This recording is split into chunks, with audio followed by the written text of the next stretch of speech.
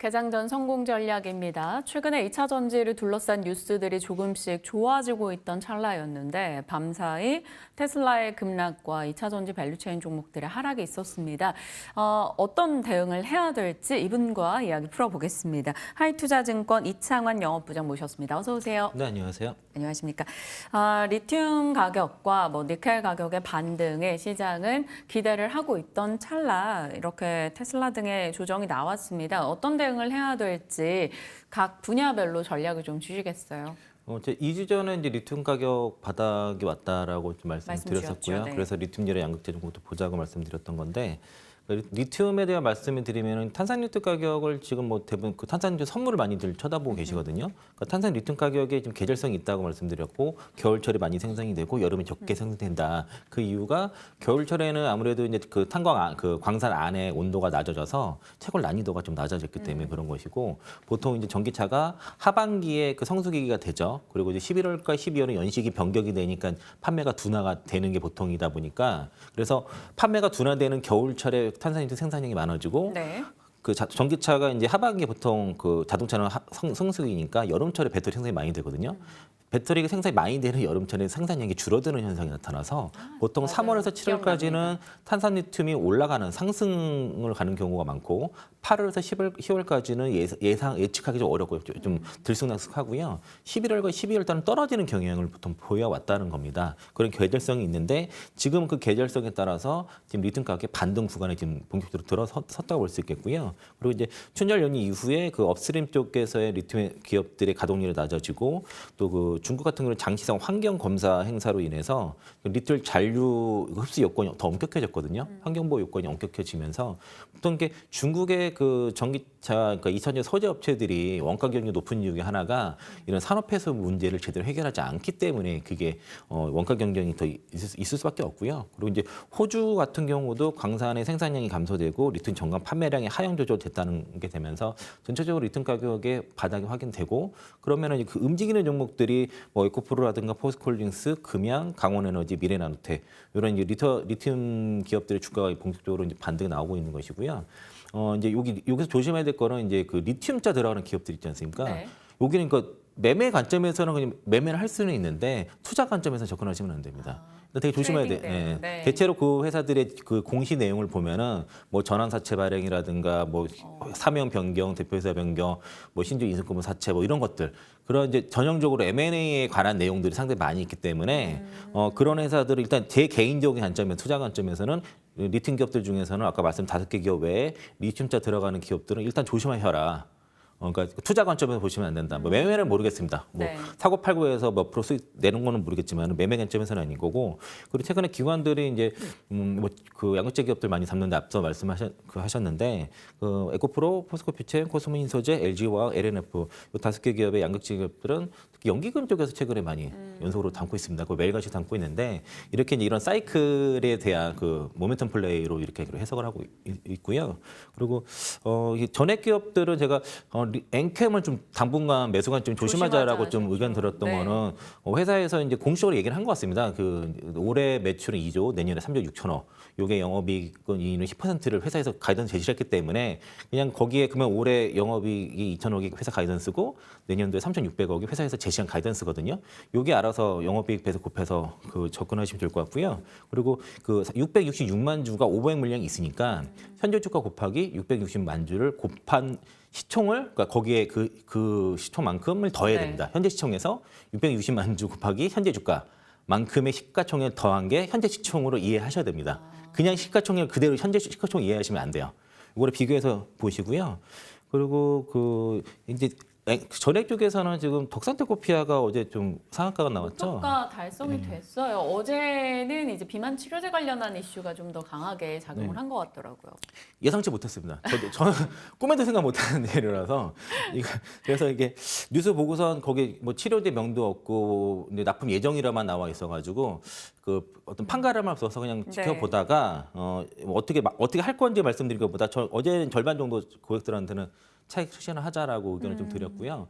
나머지는 이제 어느 정도 지켜보는 정도로 해서 매수 접근을 좀 조심할 필요 있을 것 같고요. 네. 이게 현재 한 보유 정도만 의견 드리겠고, 전액 덕산테크코피아는 AS를 드리면은 올해 이제 전액 첨가지 양산 선고로 해서 관련 매출이 본격적으로 발생하고 올해 2,300톤, 2025년까지 국내에서 5천에서 1만 톤 정도 공장 구축 예정이고, 그리고 전액 같은 경우에는 이제 올해 이제 6만 톤 정도 북미 캐파 구축 예정인데, 그럼 양산은 내년이겠죠? 네. 그럼 내년에 매출이 한 7천에서 8천억 정도 나올 수 있다. 이 정도 말씀을 좀 드렸던 것이고, 그 비만 치료제 관련돼서는 저도 좀 평가를 좀 하기가 좀 어려운 측면이 있기 때문에 단기 급등에 따라서 좀 비중을 좀 줄였다가 일부 한 절반 정도만 좀 들고 가는 정도로 보시면 좋을 것 같습니다. 네, 참고하겠습니다. 안 그래도 밤사 2차 전지 종목군들 떨어져서 뉴욕장에서 좀 심란하셨던 분들 또 참고하셔서 전략을 챙겨보시고요. 에코프로 그룹주에 대해서도 좀 따로 떼서 전략을 듣고 싶습니다. 뭐 AS 차원이 될 수도 있을 것 같고요.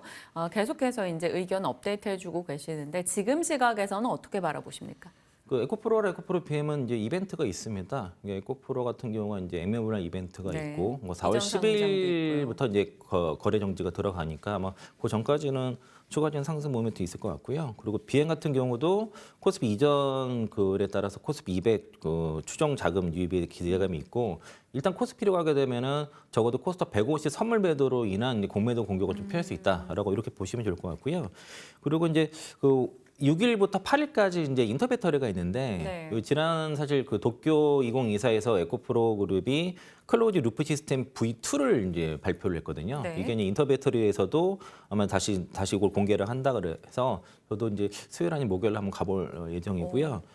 이게 이제 클로즈 루프 시스템 같은 경우가 그 폐배터리를 포함해서 그 전고체 수산화 리튬에 대한 가공이라든가 산소 질소 생산, 그 양극재 제조 전 과정에 어떤 그 한 곳에 집착해가지고 그 원가 경쟁력을 확보하고 생산 효율성을 높이는 그런 생산 체제인데, 이게 이제 에코프로 CNG에서 폐배터리 재활용 시작을 해가지고 그 에코프로 CNG에서 그 이제 리튬을 용매로 녹인 다음에 이걸 에코프로 이노베이션을 100원을 보내고요.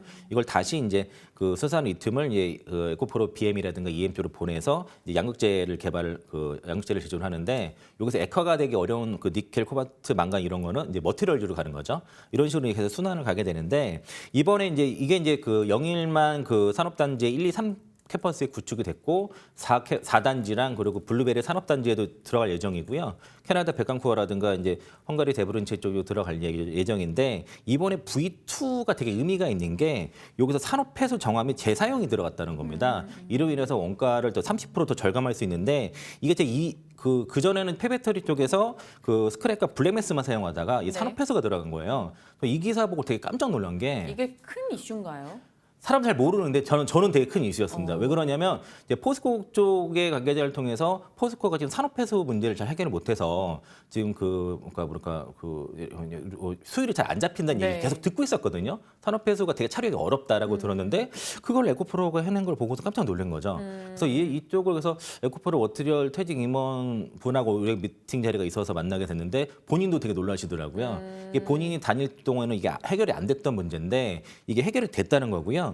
그러니까 이제 그 폐배터리 과정에서 스크랩을 다 긁어내면은 거기에 이제 광물을 완벽하게 깨끗하게 긁어낼 수 없기 때문에 그걸 물을 씻어내는데, 거기서 그 이제 여러 가지 광물도 들어가지만 황산 나트륨이 대거 들어가기 때문에 그 처리 비용이 어마어마하다는 겁니다. 네. 그래서 그걸 고체화시켜서 땅에 묻거나 이제 바닷가 쪽에 있으면 정화시켜서 일부 흘러 보내는데, 이게 이제 유럽이라든가 미국이라든가 이런 해외에서는 이게 땅에 묻는 게 안 되는 거예요. 그래서 이 비용이 어마어마하게 드는데 지금 에코프로 CNG가 그걸 했다는 것이고, 이 얘기는 에코프로 CNG 외에 해외 진출할 수 있는 폐배터리 기업은 우리나라에 없다는 얘기입니다. 지금 성일하이텍이 해외에서 지금 문제되는 게 지금 이런 산업폐수 정화 문제고, 포스코도 이걸 지금 해결하지 못했던 건데 해놨다는 것이고요. 그리고 이제 회사에서 얘기하는 게 그 폐배터리 수거 재활용 그 범위를 이제 셀 모듈 팩까지도 앞으로 늘리겠다는 거라서, 그러니까 2차 전지 그 배터리의 그 전 제조 과정에서 이런 기술이 향후에 들어갈 가능성이 상당히 높다라고 좀 볼 수 있어서, 아마 이게 그 이 산업폐수 문제가 특히 아까 앞서 말씀드린 것처럼 중국 업체들이 이 산업폐수 문제를 제대로 해결하지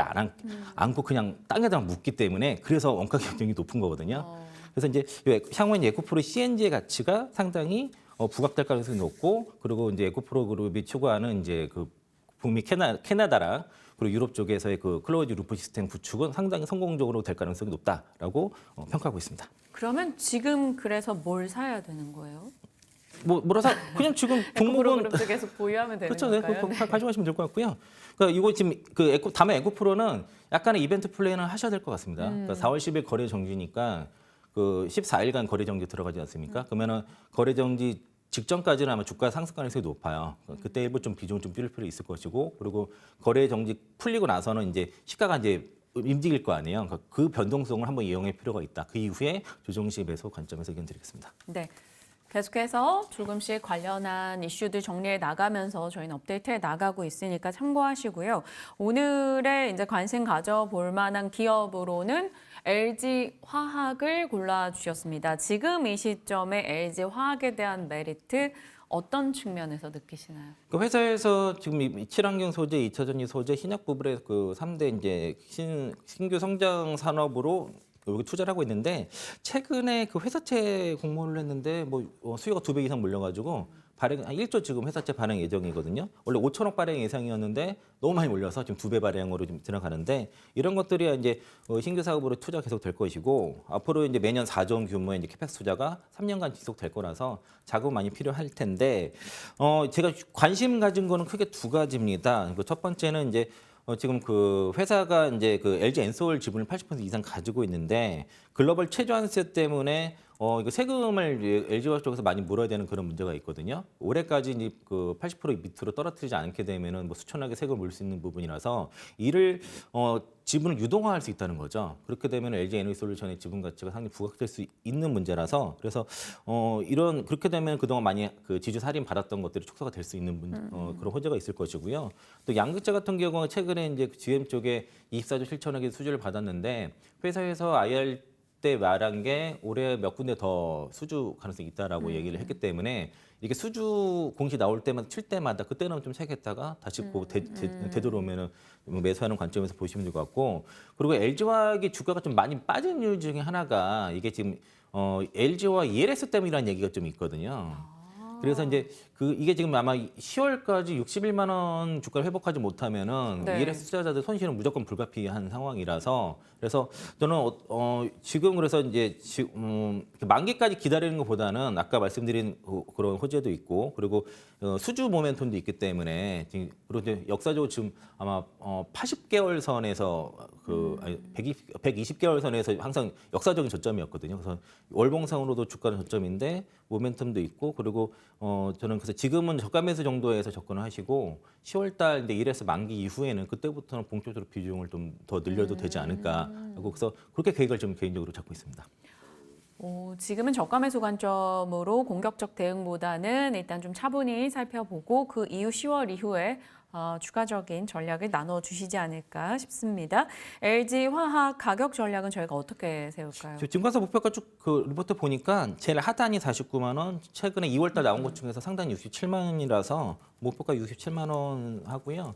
시가 오늘 떨어졌을 때 그 매수 의견 드리겠고 손절가 40만 원 드리겠습니다. 네, 67만 원의 목표 라인 기억해 보면서 저희 LG 화학 좀 장기적 관점에서 계획 등을 세워 나가 보도록 하겠습니다. 이창환 영업부장과 함께했습니다. 고맙습니다. 네, 고맙습니다.